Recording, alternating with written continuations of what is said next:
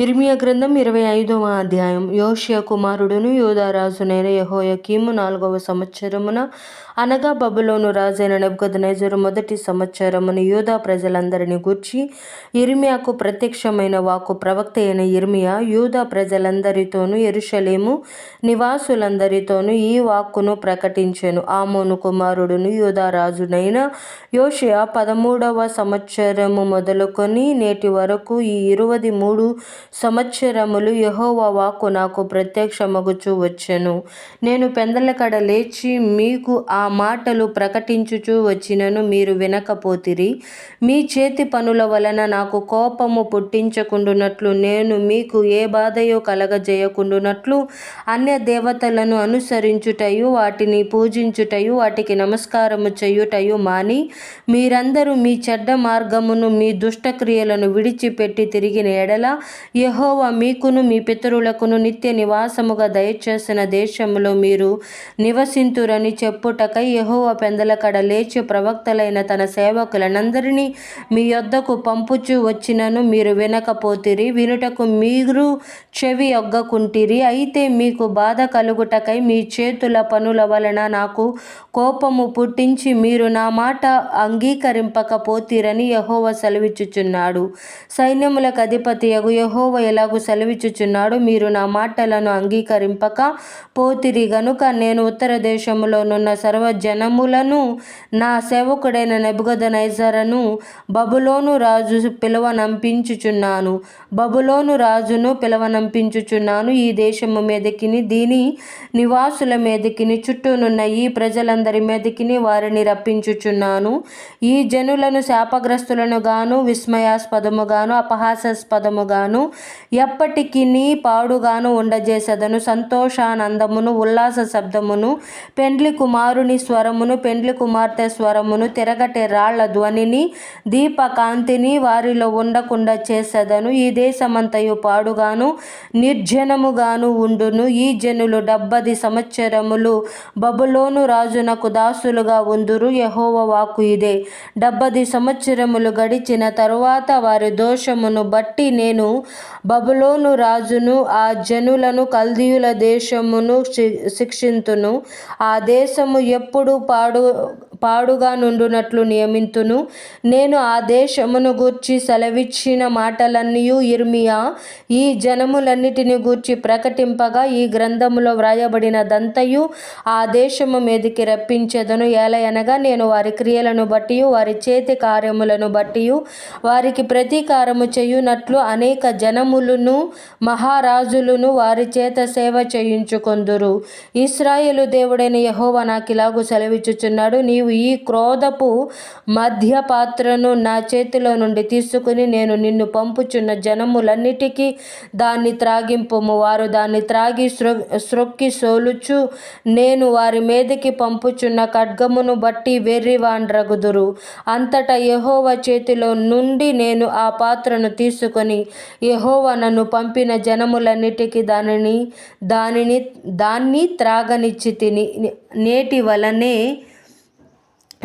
వలనే పాడుగాను నిర్జనముగాను అపహాస్యాస్పదముగాను శాపాస్పదముగాను చేయుటకు యెరూషలేమునకును యూదా పట్టణములకును దాని మహారాజులకును దాని అధిపతులకును త్రాగించితిని.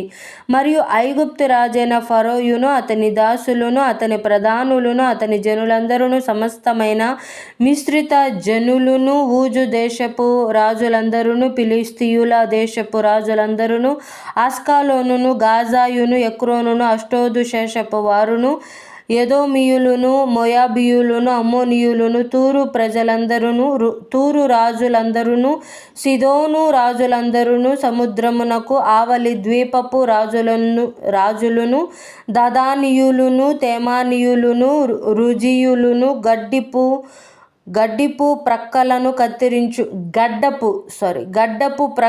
కత్తిరించుకొను వారందరును అరబీ దేశపు రాజులందరును అరణ్యములో నివసించు మిశ్రిత జనముల రాజులందరును జిమ్రీ రాజులందరును ఏలాము రాజులందరును మాదీయుల రాజులందరును సమీపమున ఉన్నవారేమి దూరమున ఉన్నవారేమి ఉత్తర దేశముల రాజులందరూ భూమి మీదనున్న రాజ్యములన్నీయు దానిలోనిది త్రాగుదురు.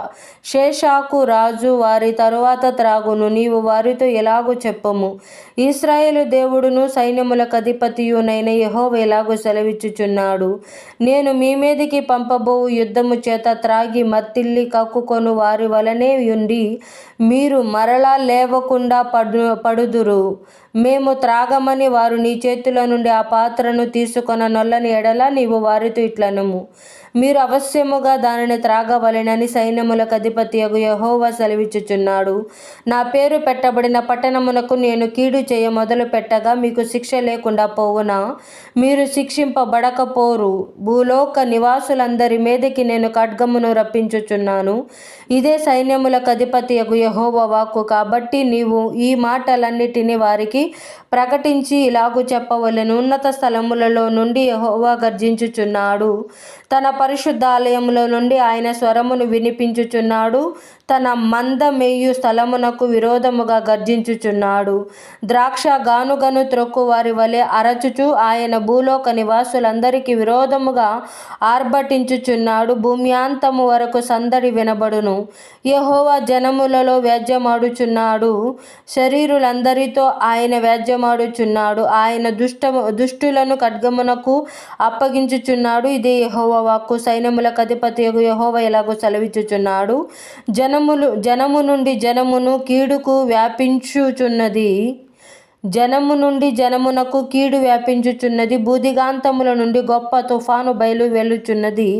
ఆ దినమున యెహోవా చేత హతులైన వారు ఈ దేశము యొక్క ఈ దిశ నుండి ఆ దిశ వరకు కనబడుదురు. ఎవరును వారిని గూర్చి అంగలార్చరు, వారిని సమకూర్చరు, పాతిపెట్టరు. పెంటవలె వారి శవములు నేల మీద పడియుండును. మందకాపరులారా గోలలెత్తుడి, మొర్రపెట్టుడి. మందలోని ప్రధానులారా బూడిద చల్లుకొనుడి. మీరు మరణము నొందుటకై దినములు పూర్తి ఆయను. నేను మిమ్మును చెదరగొట్టెదను. రమ్యమైన పాత్ర వలె మీరు పడుదురు. మంద కాపరులకు ఆశ్రయ స్థలము లేకపోవును. మందలోని శ్రేష్టమైన వాటికి రక్షణ దొరకకపోవును. ఆలకించుడి, మంద కాపరుల మొర వినబడుచున్నది. మందలోని ప్రధానుల గోల వినబడుచున్నది. యెహోవా వారి